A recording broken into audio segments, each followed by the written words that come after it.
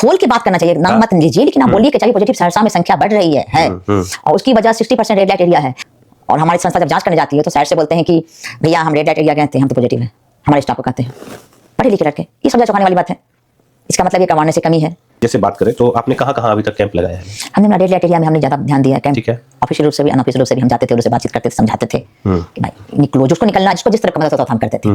कि घर पे गए उसकी पूरी संख्या 12 हो गई। और एक घर ऐसा है जिसके यहाँ 3 बच्चे पॉजिटिव है। 100 प्लस जांच हुई, इसमें 4 पॉजिटिव केस पाए गए। रेड लाइट एरिया जिसके द्वारा संचालित हो रहा है या जो चल रहा है, जो उससे बेनिफिट ले रहे हैं, वो लोग तो नहीं चाहेंगे जो वहाँ की बातें उजागर हो। सहरसा में तो यहाँ सहरसा में वर्षों से चल रहा है, लेकिन कोई तो कोई चाहिए, हो सकता है माध्यम हम ही हो। लेकिन पढ़े लिखे लड़के जो इंजीनियरिंग की पढ़ाई कर रहे हैं वो एचआईवी पॉजिटिव पाए जाते हैं।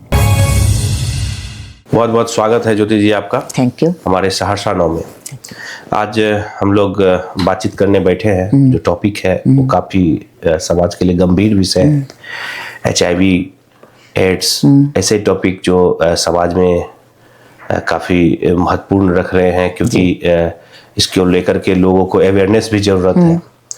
सबसे पहले तो हम ये जानना चाहेंगे मैम, जो आपकी संस्थान क्या है, किस तरह से आपका संस्था चलता है, क्या नाम है संस्था का और किस तरह से चलता है?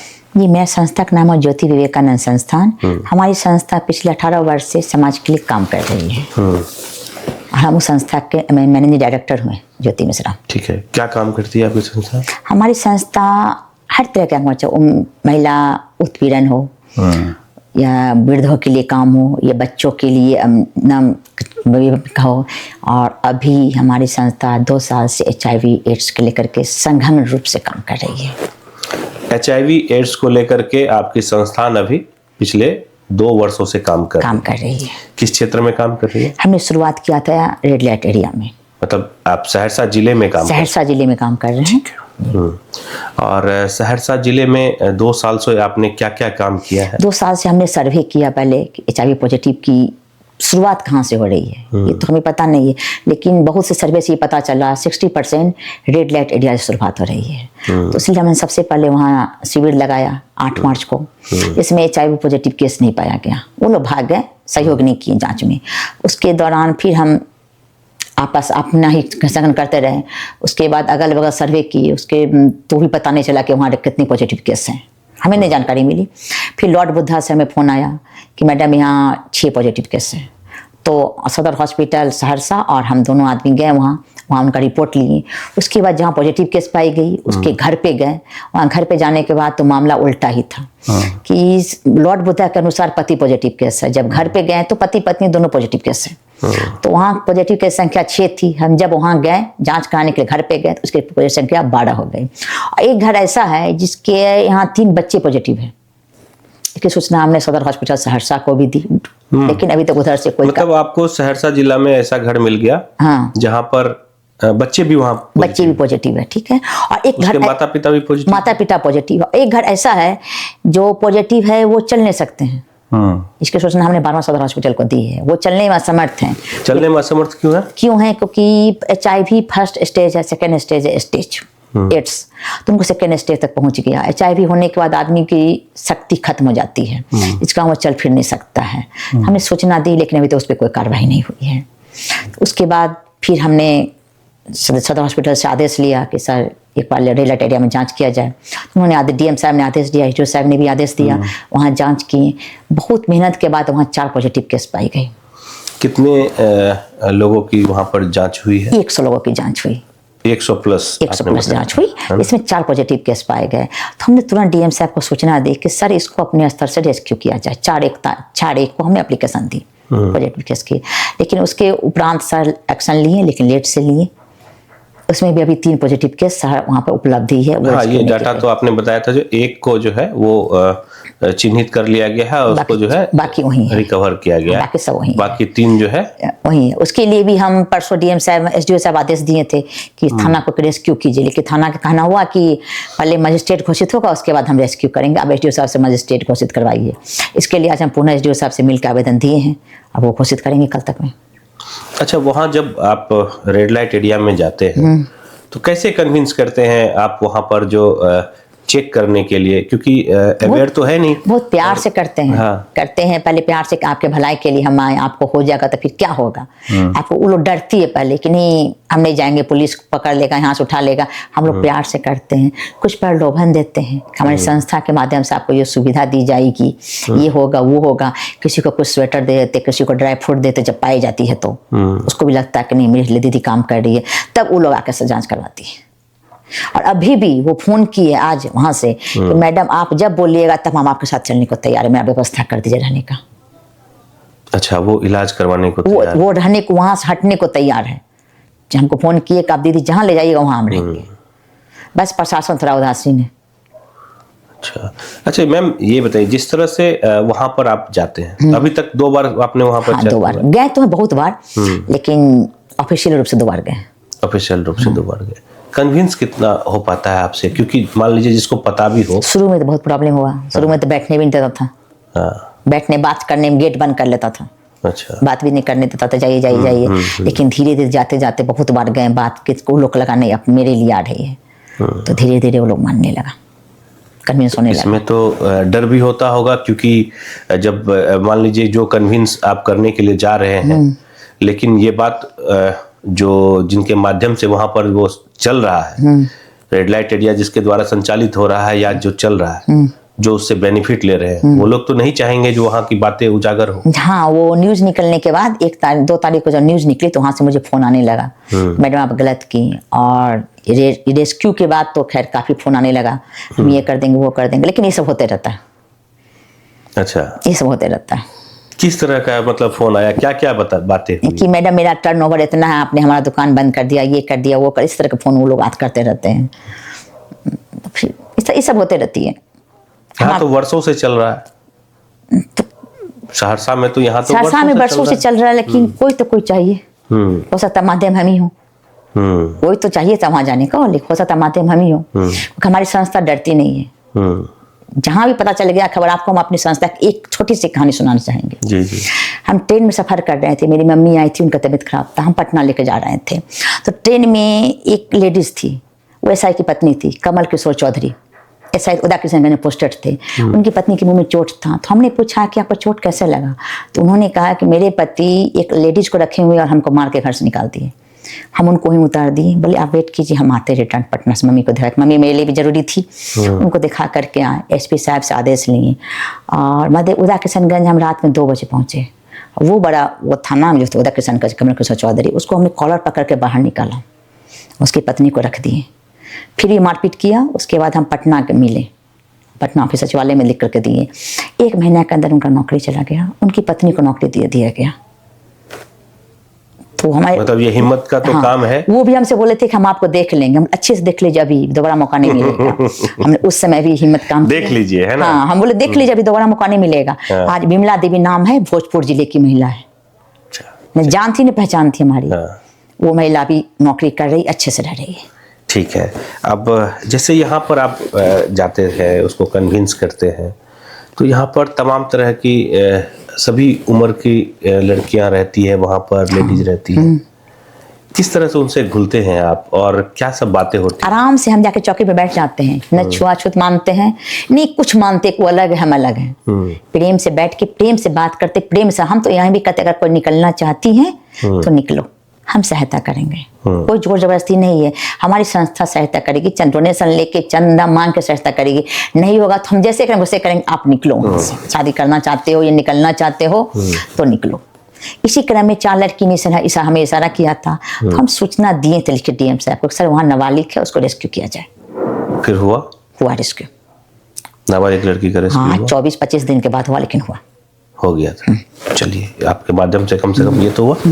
अब जो हम लोग बैक अपने पॉइंट पर आते हैं, HIV को लेकर के जो बातचीत हो रही है।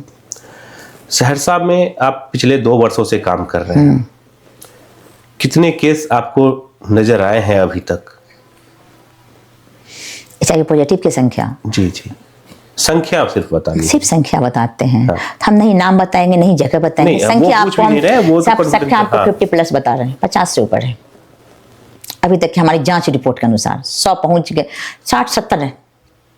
60-70 एग्जैक्ट डाटा होता है ना? 100 एग्जैक्ट डाटा होता है, लेकिन कुछ मतलब ऑनलाइन करते हैं सहरसा हॉस्पिटल में, हम उस समय नहीं रहते हैं। जब ऑनलाइन करते हैं तो उस समय हम नहीं, आप कितनी बार टेस्ट किए हैं अभी तक जो जांच शिविर लगाते हैं? जांच शिविर हम लगाते हैं, उसके बाद वो लोग हमको साइट से भी फोन करते हैं जिसको HIV पॉजिटिव का डर रहता है। जैसे अलीनगर में अभी केस निकली है तो वहां से हमें फोन आया, 1 तारीख को हमने जांच शिविर लगाया, उन्होंने पेपर में न्यूज पढ़ा, 2 को हमें फोन किया। मेरे स्टाफ है जो काम करते हैं, डॉक्टर राकेश कुमार गुप्ता, वो मेडिकल काम करते हैं, तो हमने उनको भेजा, वो जांच किए तो हम पॉजिटिव पाया गया। अच्छा। तो कुछ लोग सदर हॉस्पिटल में लगाते हैं, उसके द्वारा अलग से भी हमें फोन आती है कि मैडम यहाँ एक बार जांच कर लिया जाता है। हम लोग जांच करवाते तो पॉजिटिव केस पाया जाता है। 100 है हमारा जो बता रहा है डाटा, मेरा ऑफिशियल डाटा 100 है। मतलब आप अभी तक कितने जगह कैंप लगा चुके हैं? कैंप हमने अभी तक 3 जगह लगाया है ऑफिशियल रूप से। ऑफिशियल रूप से 3 जगह लगाए हैं और उसमें कितना डाटा मिला है आपको? ऑफिशियल रूप से 3 जगह हमने लगाया है कैंप, 100 है।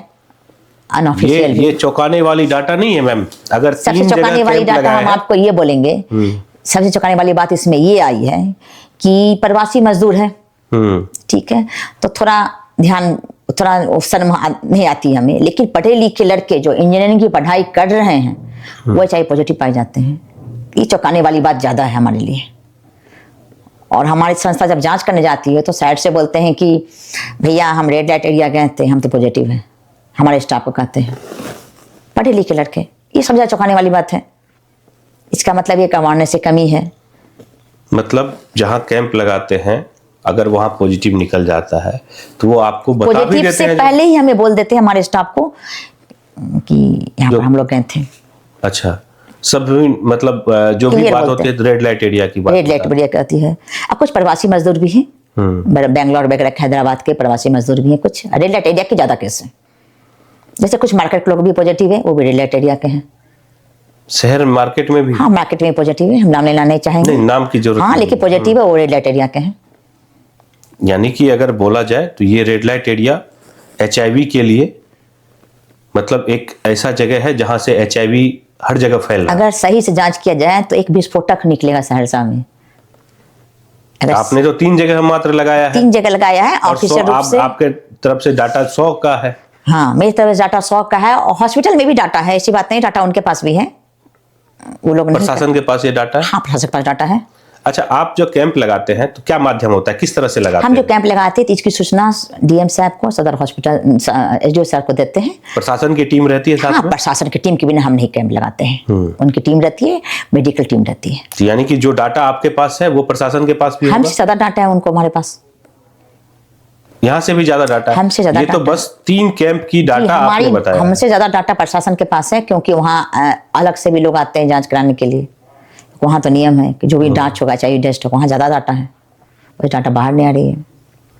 तो क्या आपको लगता है ये छुपाने से नुकसान है, काफी या फिर नुकसान इसको है। जो है इस पर खोल करके इसको जो है इस पर काम करना चाहिए?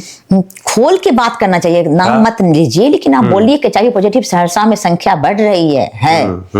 और उसकी वजह 60% रेड लाइट एरिया है। अच्छा, एक सवाल बनती है, रेड लाइट एरिया में HIV पॉजिटिव पाई गई, सदर हॉस्पिटल में ऑनलाइन हुआ, तो वो प्रशासन की या सदर सहरसा की जिम्मेदारी बनती है ना उस समय उसको रेस्क्यू कर लेना। बिल्कुल। उस समय तुरंत अगर रेस्क्यू हो जाती है तो 4 थी, 40 तो पर डे नहीं बनती, कभी तो 40 की 4000 पर डे बन गई है। इसकी जिम्मेदार कहीं ना कहीं तो प्रशासन भी है। जो पढ़ने लिखने वाले बच्चे हैं वो वहां जाते हैं, वो कह रहे हैं कि हम वहां गए हैं, हमसे स्पष्ट कहते हैं। अच्छा।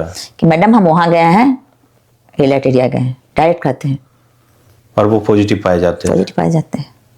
उनकी कहाँ 22 साल 21 साल उम्र है उनकी, तो विचारणीय बात है कि पढ़े लिखे बच्चे हो रहे हैं, तो विचारणीय बात है। उसके बाद एक बात और भी है, थोड़ा हम इस पर जोर देना चाहेंगे।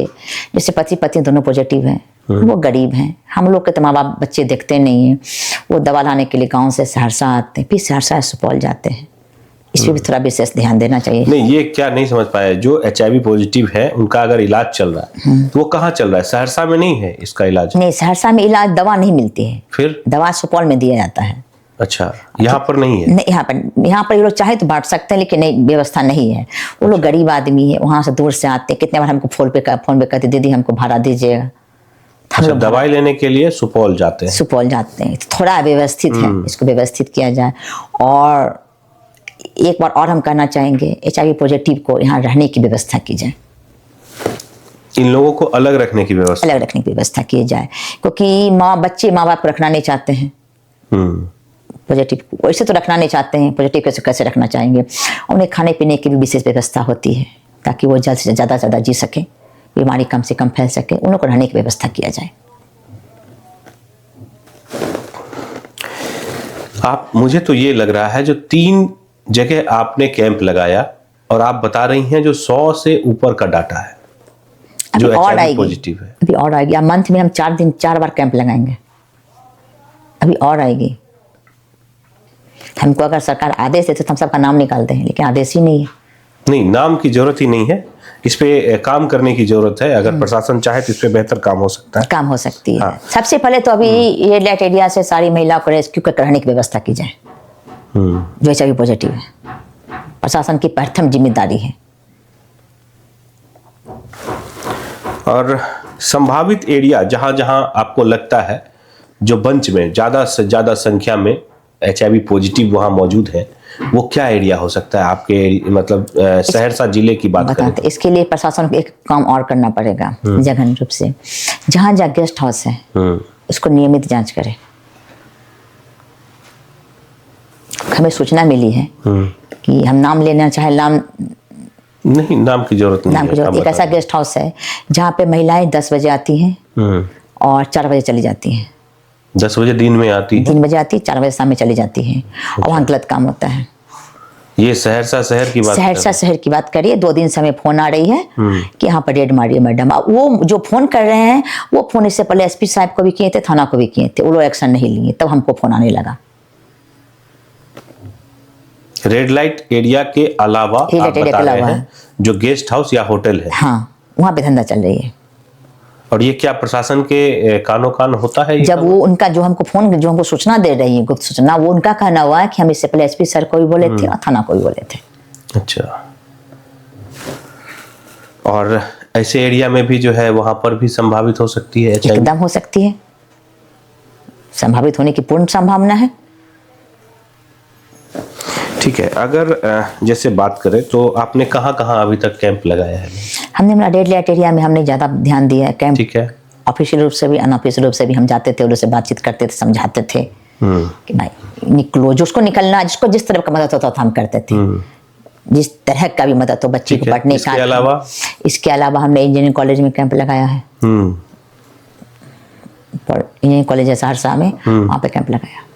अच्छा, ऑफिशियल रूप से, अनऑफिशियल रूप से हमने जहाँ जहाँ फोन आती है हमें कि मैडम यहाँ आइए। उसके बाद 6 जगह पॉजिटिव का, हम जगह का नाम नहीं लेना चाहेंगे, डाटा जहाँ पे मिला था वहाँ भी हमने कैंप लगाया है। हाँ। 6 जगह कैंप लगाया है। अच्छा, और लोग पॉजिटिव उनके घर जाकर के, उनके घर जाकर के आपने चेक किया था? जो डाटा आपको गवर्नमेंट हॉस्पिटल से मिला वो डाटा वहाँ भी कैंप लगाया, नहीं लॉर्ड बुद्धा से। अच्छा, मतलब हॉस्पिटल से मिला था, वो तो गवर्नमेंट के थ्रू ही होता है, है ना? तो वहाँ भी हमने 6 जगह कैंप लगाया। देखिए ज्योति जी, मेरा यही कहना है, अगर इस डाटा के ऊपर में जाते हैं, आपने 3 कैंप लगाया और पिछले कुछ ही समय से आप जब जो मिनिमम डाटा है आपके पास और उसी के आधार पर देखते हैं तो 100 से ऊपर केस आपके सामने है, आप बता रही है। ये तो हमारे समाज के लिए ठीक नहीं है। और इस सब का सोर्स आप बता रही हैं जो रेड लाइट एरिया है। हाँ, 60% रेड लाइट एरिया है। अब कुछ प्रवासी मजदूर है, प्रवासी मजदूर है, क्योंकि हमने 6 जगह जो कैंप लगाए हैं गांव में, वो सारे प्रवासी मजदूर हैं। अच्छा, जो बाहर जाकर के काम करते हैं, वो सारे प्रवासी मजदूर हैं। तो आप क्या चाहते हैं जो आपकी संस्था किस तरह से और काम करे? क्या कुछ इसमें सरकारी मदद मिले या किस तरह से और बेहतर कार्य हो सकता है ताकि इस पर जो है आगे काम हो पाए? हाँ, हम ये चाहते हैं कि सबसे पहले सहरसा में एड्स पेशेंट मरीज को रहने की व्यवस्था किया जाए। जब सरकार उनको दवा फ्री में देती ही है, 1500 रुपया मंथली देती है सरकार सभी पीड़ित को, तो अगर रहने खाने की व्यवस्था किया जाए, रहने की व्यवस्था किया जाए। अगर संस्था हमें NGO को देना चाहती है तो हम भी कर सकते हैं। इसके लिए गवर्नमेंट CSR फंड अवेलेबल है गवर्नमेंट के पास, वो फंड दे के काम कर सकती है। इनके सरकारी फंड की भी जरूरत नहीं पड़ेगी उनको, CSR फंड से संस्था चल सकती है। ठीक है, और इससे क्या होगा कि जो चाहिए पीड़ित होगा ना, वो छुपाना नहीं चाहेगा। वो चाहेगा कि मेरा इलाज चल रहा था वहाँ जाए। जैसे पॉजिटिव आ जाता है तो छुपा लेता है, पॉजिटिव नहीं है हम। कोई जांच बॉम्बे में करा लिया, दिल्ली में करा लिया, पटना में करा लिया, छुपा लेता है यहाँ करके। और पत्नी को भी हो जाता है। अगर रहने की व्यवस्था होगी, खाने की व्यवस्था होगी तो वो छुपाना बंद कर देगा, आगे बीमारी नहीं फैलेगी। क्योंकि ये बीमारी छूने से फैलती नहीं है, गीला सामान खाने से फैलती है, छूने वगैरह से फैलती नहीं है। टॉवल यूज करने से, सॉप यूज करने से फैलती है। जैसे गीला सामान से? हाँ, गीला सामान से। तो ये जो डाटा बता रहे हैं, ये गवर्नमेंट के पास भी डाटा है? हाँ, इनसे ज्यादा डाटा गवर्नमेंट के पास। क्या सब एक्शन ले रही है? आप तो संस्थान के साथ मिलकर के गवर्नमेंट हाँ, कुछ के साथ काम कर रही हैं। एक्शन उनका है, ऑनलाइन कर देना है और 1500 रुपया मंथली देना है। बाद में वो उनका क्या होता है वो जानना नहीं। 1500 रुपया पा रहे हैं कि नहीं पा रहे हैं ये भी जानना। ये भी हमसे पूछा जाता है कि 1500 रुपया गया, वहाँ से फोन करते हैं, दीदी 1500 रुपया के कोर्ट एफिडेविट करना पड़ता है। तो दीदी पैसा नहीं है, ठीक है किसी का तो फोन पे हम कर देते हैं, 200 रुपया क्या है देते हैं, तो कोर्ट एफिडेविट करता है। बोलो तो वो सहरसा में अगर पॉजिटिव पा गई, आपको दे दिया गया, आप जाइए सुपौल, वहाँ एंट्री कीजिए, पैसा आपको वहाँ से मिलेगा। वो भी प्रोसेस में महीना दिन लग जाता है, वो भी अभी बंद है। अच्छा, वो भी सिलसिला भी बंद है। ये प्रोसेस में काफी दिन लग जाता है। कुछ लोग कराते, कुछ लोग नहीं कराते थक हार के। और आपको क्या लगता है किस एरिया में यहाँ पर जो है कैंप लगाने की जरूरत है, जहाँ हो सकता है ज्यादा केस मिले? अगला कैंप तो हमारी पॉलिटेक्निक इंजीनियरिंग कॉलेज के हॉस्टल में है। इंजीनियरिंग कॉलेज में हमारा 3 दिन का कैंप रहेगा, 3 दिन चलेगा, तो विद्यार्थी ज्यादा है। उसके बाद हम लोग गाँव जाएंगे। उसके बाद गाँव जहाँ जहाँ प्रवासी मजदूर है हम लोग गाँव जाएंगे। चलिए, बहुत बहुत धन्यवाद आपका, आपने समय दिया और जो तथ्य आपने बताया है और ये जो डाटा बताया है वो सहरसा के लिए चौंकाने वाला डाटा है। और इस पे मुझे उम्मीद है जो सहरसा प्रशासन इस पे जो है बेहतर कार्य करेगी। और आपकी संस्थान को भी जो है बहुत बहुत शुभकामनाएं, जो आपने बहुत ही बेहतर काम कर रही हैं और लोगों तक जो है आपका सराहनीय कार्य पहुंच रहा है। Thank you.